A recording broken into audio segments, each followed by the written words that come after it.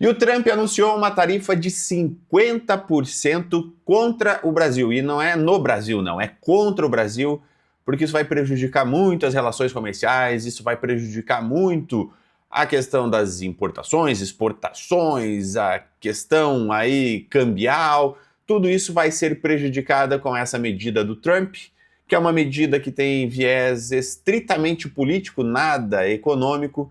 Então vamos dar uma destrinchada nesse caso e ver o que a gente pode fazer, como a gente consegue se proteger, como a gente consegue ganhar eventualmente com com esse burburinho todo do mercado, enfim.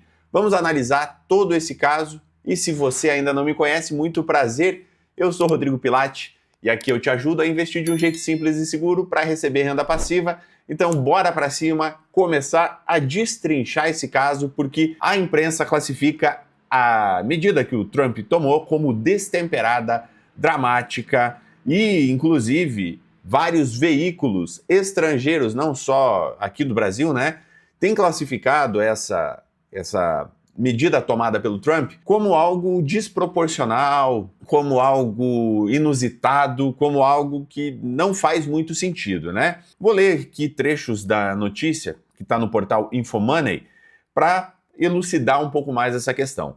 A decisão do presidente dos Estados Unidos, Donald Trump, de impor uma tarifa de 50% sobre produtos brasileiros repercutiu negativamente na imprensa internacional, com veículos classificando como destemperada, dramática e extraordinária, destacando o ineditismo da carta enviada ao presidente Luiz Inácio Lula da Silva, em que Trump condiciona a reversão da taxa ao fim do julgamento do ex-presidente Jair Bolsonaro, acusado de orquestrar um golpe de Estado, incluindo o assassinato de autoridades. Veja, não é assim, ó, a gente está sendo prejudicado, a tarifa do Brasil está ruim, não. É uma medida estritamente política, com viés político, para tentar livrar a cara do Jair Bolsonaro, que está sendo condenado, está sendo processado, que foi acusado e eventualmente pode vir a ser condenado por uma tentativa de golpe de Estado, por ele orquestrar uma tentativa de golpe de Estado,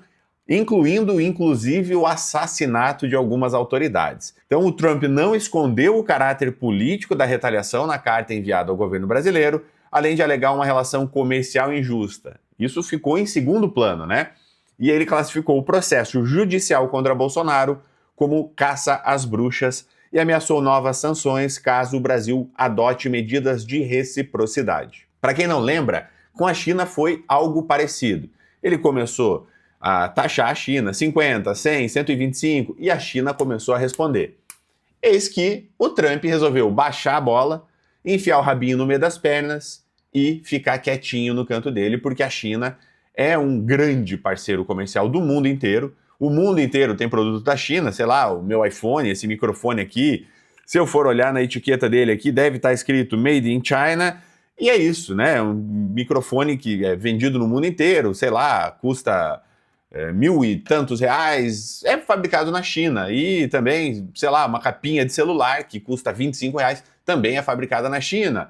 Carro elétrico, fabricado na China, componentes eletrônicos, enfim. O mundo vive em torno da China. A China é a maior produtora, é a maior exportadora, então o Trump teve que baixar a bola. O Brasil não tem esse poder, o Brasil não tem essa carta na manga. Mas, porém, contudo, no entanto, a gente tem aí algumas questões que dá para trabalhar com o Donald Trump e aguardar para ver qual vai ser o desdobramento de toda essa situação. Mas para finalizar aqui, essa parte da leitura da Infomoney que afeta o nosso bolso como investidores, né? O que o Donald Trump fala? Que a punição se estende também ao STF, ao Supremo Tribunal Federal, que ele acusa de censurar empresas de tecnologia americana em referência à recente decisão que ampliou a responsabilização das Big Techs sobre publicações de usuários em redes sociais. O que acontece, né? Hoje, o que você publica numa rede social é responsabilidade sua, minha como influenciador, minha como produtor de conteúdo, e o STF quer responsabilizar também as plataformas sobre a alegação de que elas devem, não é censurar, mas aplicar filtros para que alguns conteúdos não sejam difundidos, não sejam divulgados, enfim, para que haja um controle maior sobre o que é publicado nas redes sociais. Eu, particularmente, tenho a minha visão sobre esse aspecto. Por quê? Hoje no Instagram, eu estou sofrendo um bloqueio porque eu fiz um vídeo ensinando que se você investir R$ 300 por mês, em 5 anos você consegue acumular R$ 10.000 com juros de 1% ao mês. Então, aplicando a regra dos juros compostos, com R$ 300 você vai lá acumular R$ 10.000 em 5 anos. Nem lembro se era em 5 anos, mas acredito que era em 5 anos. Vamos lá. Então, em 5 anos você consegue acumular R$ 10.000. Beleza. O Instagram alegou que isso é promessa excessiva, promessa abusiva de ganhos. 1% ao mês, com a renda fixa pagando hoje 15% ao ano, o Instagram entende que é promessa de ganho excessivo, promessa irreal, promessa inviável de ganho. Agora, eu vivo recebendo chamados no Instagram para fazer propaganda de bet, para fazer propaganda do jogo do Tigrinho, de plataforma de jogo online. Isso eu recebo direto.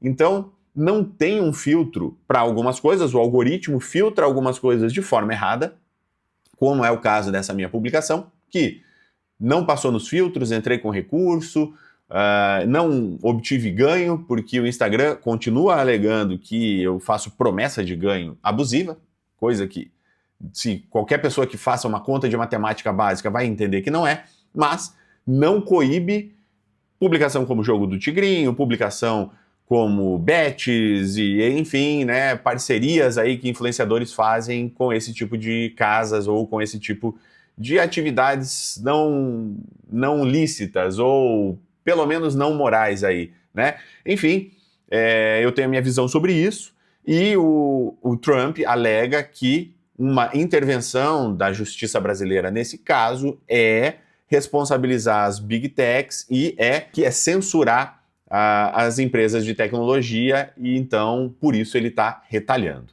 Mas isso não se diz respeito só à questão política, sobre a questão da censura que o Trump está alegando.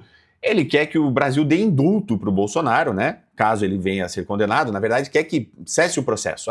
Tira o processo, para de processar, senão vocês vão ser retalhados. Então ele está querendo intervir na política interna brasileira, no sistema jurídico brasileiro, e isso é muito grave, né? O Brasil é um país soberano, o Brasil é um país que é independente, não é uma colônia dos Estados Unidos, então tem toda uma questão muito mais grave que quem defende o político, quem está defendendo o Bolsonaro, falando, o Trump está certo, não pensa nas consequências que isso pode trazer, tá? Então são problemas muito maiores que a gente tem que pensar, que a gente tem que abordar aqui, do que simplesmente a absolvição ou não de um político que aparentemente foi o mentor aí de um golpe de Estado e que pode eventualmente vir a ser condenado caso a justiça entenda que ele é culpado. Então é um buraco muito mais fundo.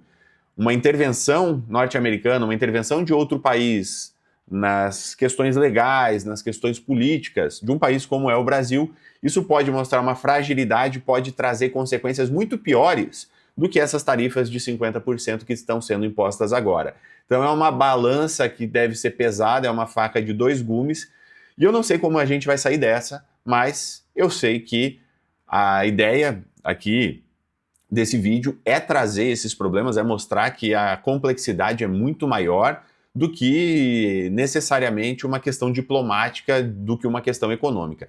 Entra muita coisa em jogo, entra muitos fatores, né, de risco aqui para a gente analisar, e a imprensa mundial, como eu falei, especialistas mundiais criticam a atitude de Trump. Então, não é simplesmente uma questão de defender um político ou outro. O Paul Krugman, que é um Nobel da economia, ele critica a medida tomada pelo Trump e chama ela de maligna e megalomaníaca, como tudo que o Trump faz, né? Ele é sempre megalomaníaco, ele é extremo, ou é tudo nota 10 ou é tudo nota menos 10. Com o Elon Musk foi assim, você é meu amigão, no outro dia já estava chutando a bunda do Elon Musk. Então, o Trump é assim, ele é destemperado, ele é descontrolado, ele é muito impulsivo, e um Nobel da economia está criticando essa medida num texto chamado Programa de Proteção a Ditadores de Trump.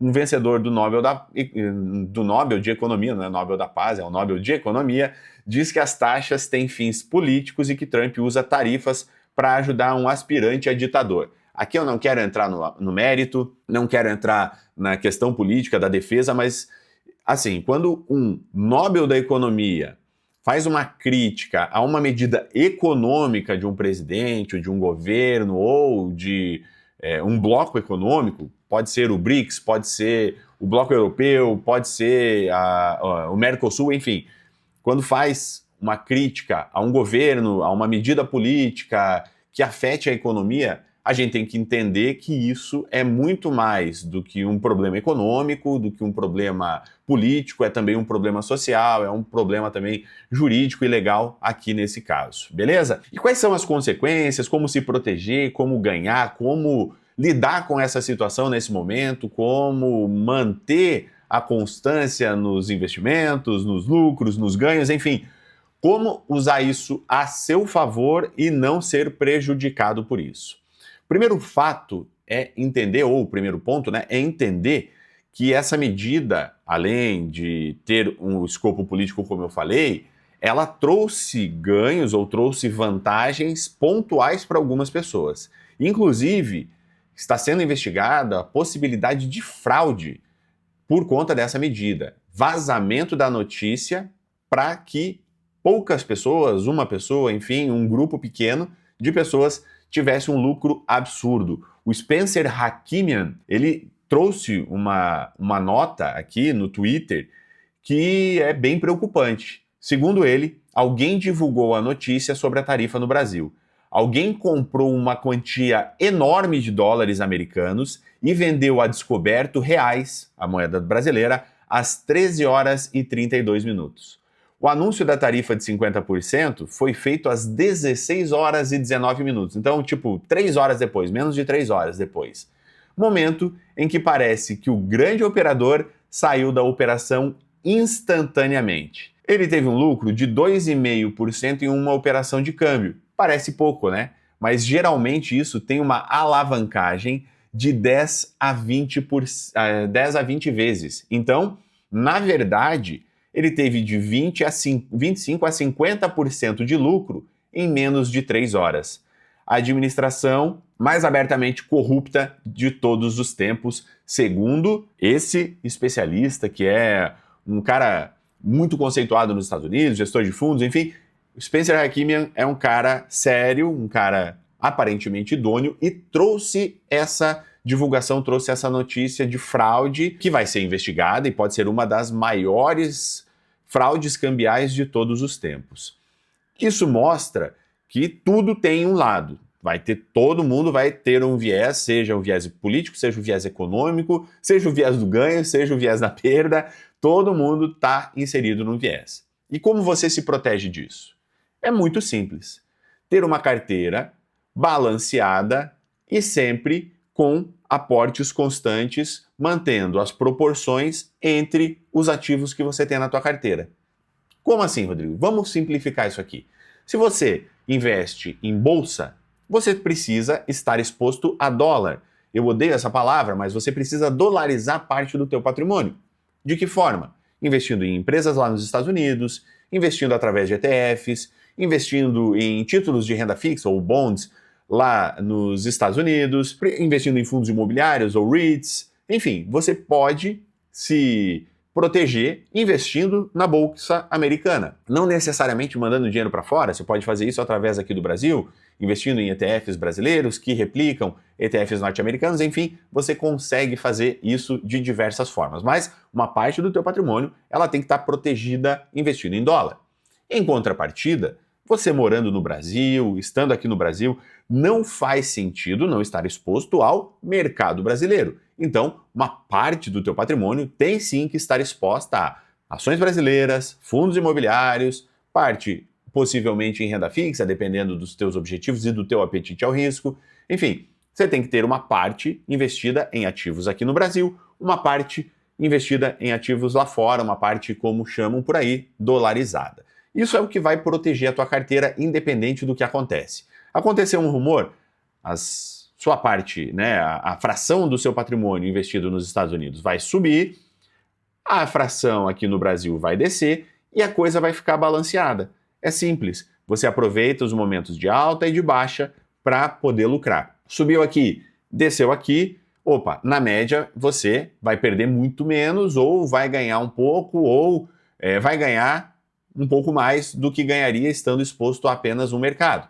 Isso é um modelo de carteira, um modelo de gestão de carteira que faz muito sentido para quem investe em países emergentes como é o Brasil. Então, se aproveita a alta, diminui um pouco a queda, reduz o teu risco e a tua carteira fica menos volátil. Aí o que você faz? Opa, ações brasileiras caíram, fundos imobiliários caíram, enfim, os ativos aqui do Brasil caíram, os teus próximos aportes você direciona todos aqui para a Bolsa Brasileira para fazer isso ir subindo e chegar ao pé de igualdade. O que você está fazendo? Você está comprando Bolsa Brasileira, ativos brasileiros baratos, está aumentando a tua probabilidade de ter resultado, de ter lucro, de ter ganhos, e isso aumenta a tua rentabilidade final a médio e longo prazo. Então, seguindo essa estratégia simples, investindo de forma simples, como eu falei, de forma eficiente, você consegue melhorar os teus ganhos, aprimorar a tua carteira, ter menos risco, menos volatilidade e se aproveitar desses rumores sem precisar operar a notícia, né? Que operar a notícia é ficar ali ligado o dia inteiro no site da Infomoney, mas e aí, Globo.com, eu vou acompanhar o Twitter, fica louco e acaba só perdendo dinheiro sem saber como agir. Tendo uma estratégia muito mais simples, definindo percentuais fixos para cada classe de ativos, você consegue fazer esses movimentos, comprando na baixa, aumentando tua rentabilidade, aumentando teu lucro, porque essa tarifa não vai perdurar por muito tempo. A hora que ela sair, as ações americanas vão cair, as ações brasileiras que estavam em baixa vão subir, então você volta a ganhar, tendo menos volatilidade, tendo menos prejuízo no período em que teve queda, tendo mais lucro nos períodos em que teve ganho, e isso tudo vai fazer com que tua rentabilidade seja muito maior do que a rentabilidade média que as pessoas têm na bolsa. Eu fazendo isso aqui, investindo nas ações 20+, que são as ações com maior potencial de crescimento e valorização da Bolsa Brasileira, investindo em fundos imobiliários 20+, que são os fundos também com maior potencial de crescimento, valorização e que pagam mais dividendos da Bolsa Brasileira, investindo parte em ações norte-americanas, eu tenho uma média de rentabilidade de 24,87% ao ano, que é muito maior do que a rentabilidade da Bolsa Americana, que a Bolsa Brasileira e que qualquer renda fixa que você possa investir. Isso é muito impactante, por isso, investir de um jeito simples e seguro é o caminho para você ter lucro, para você viver de renda, para você gerar renda passiva e para você construir patrimônio. Fechou? Se esse vídeo te ajudou, deixa aqui teu comentário, diz aí o que você pensa sobre essa questão toda do Trump, essa questão política, tá defendendo o Bolsonaro, não tá? O Lula tem mais aqui se lascar, o Lula que aprenda, o Bolsonaro tem que ser absolvido? Não, o Bolsonaro tem que ser condenado, a justiça brasileira é soberana, o Brasil é um país soberano, Trump não tem que se meter, enfim, quero saber tua opinião para a gente poder trocar ideia, conversar e, claro, né, se entender cada vez mais, beleza?